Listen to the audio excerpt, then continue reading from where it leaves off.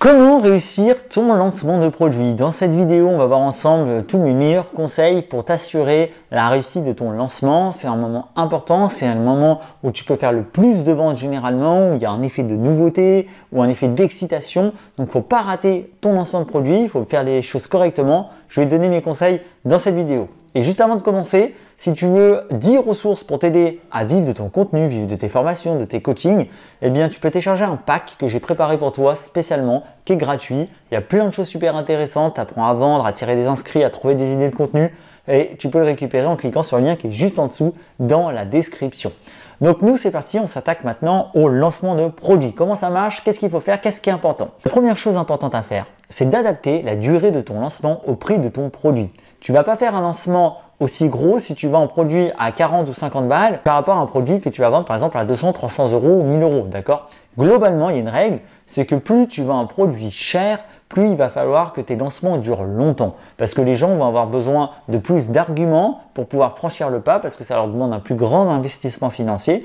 Donc, c'est important d'apporter de la matière dans tes emails, d'accord, au fil des jours, pour pouvoir justement créer cette excitation, faire tomber les objections et donner envie d'acheter. Moi, si tu veux un point de repère, je vends actuellement des formations à 50 euros environ donc dans ma thématique et je fais tout simplement des lancements de 3 jours, d'accord? Si jamais j'étais sur des formations qui tournaient autour de 100 euros, j'irais plus faire des lancements de 5 jours, ok? Ou 4-5 jours. Mais j'adapte comme ça. Évidemment, il y a des exceptions, c'est-à-dire que si jamais tu existes depuis longtemps, que tu as une audience super fidèle, qui te connaît bien, avec qui tu es très proche, tu auras moins besoin de vendre longtemps parce que les gens te connaissent, d'accord? Mais si tu débutes, ça peut être des bons points de repère pour réussir ton lancement. Et souvent, il y a des lancements qui peuvent être ratés soit parce qu'ils sont trop longs, d'accord, par rapport aux produits proposés, donc les gens se lassent, ils en ont marre, soit c'est trop court et les gens n'ont pas le temps de prendre confiance et la promo est déjà terminée, le lancement est déjà terminé et du coup, tu perds des ventes, ce qui est dommage. Le deuxième point important, et ça c'est une erreur que je vois beaucoup, c'est que les gens ne varient pas assez les messages et les angles d'attaque. Souvent,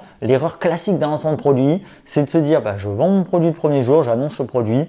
Et en fait, tous les autres jours, je dis que simplement vite, profitez de l'offre avant qu'elle expire, le produit est ici, achetez-le, etc. En fait, on ne sait plus quoi dire. Souvent, il y a beaucoup de gens qui ne savent plus quoi dire dans les mails qui suivent le jour 1 du lancement. Et en fait, ça fait que tout le lancement tombe à l'eau.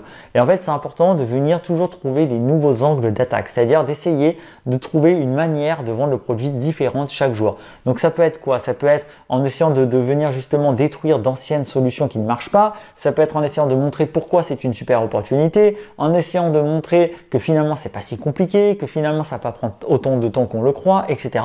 C'est essayer de venir un petit peu, trouver ces différents angles d'attaque pour créer l'excitation et faire tomber les objections au fil des jours, au fur et à mesure de ton lancement. Donc ça, c'est un point qui est super important. Ne te contente pas jour après jour de juste dire vite, mon produit est là, télécharge-le avant que ça soit trop tard. D'accord? Faut pas juste faire des mails 100% marketing avec 3 lignes dedans qui n'apportent aucune valeur parce que sinon, au bout du 2e, 3e, 4e jour, les gens ne vont juste plus ouvrir tes emails parce qu'ils savent qu'ils trouveront rien d'intéressant dedans.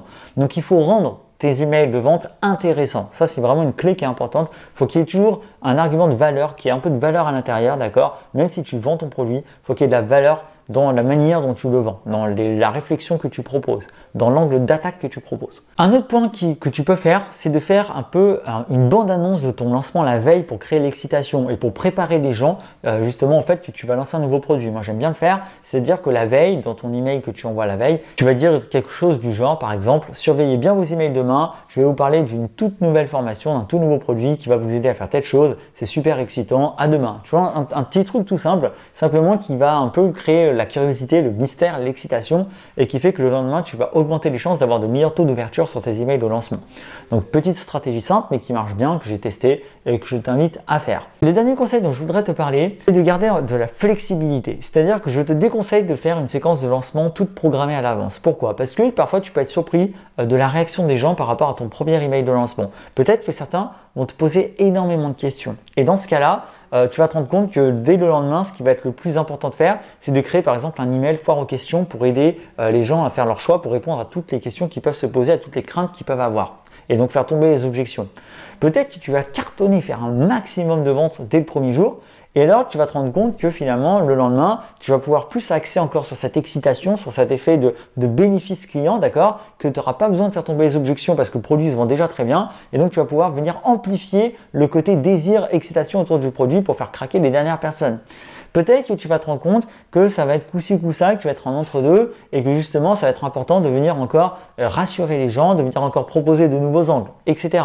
Donc, en fonction de comment ça va se passer, tu vois que tu vas pouvoir parfois être flexible, adaptatif.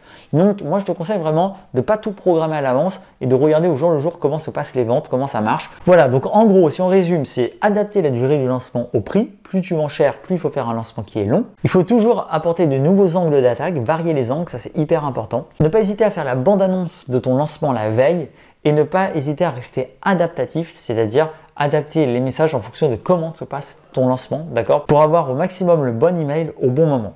Voilà, si tu appliques ces conseils, tu verras que déjà tes lancements vont être grandement améliorés. Je te rappelle aussi que tu peux télécharger gratuitement ton pack créateur de contenu gratuit avec 10 ressources à l'intérieur, c'est juste en dessous dans la description.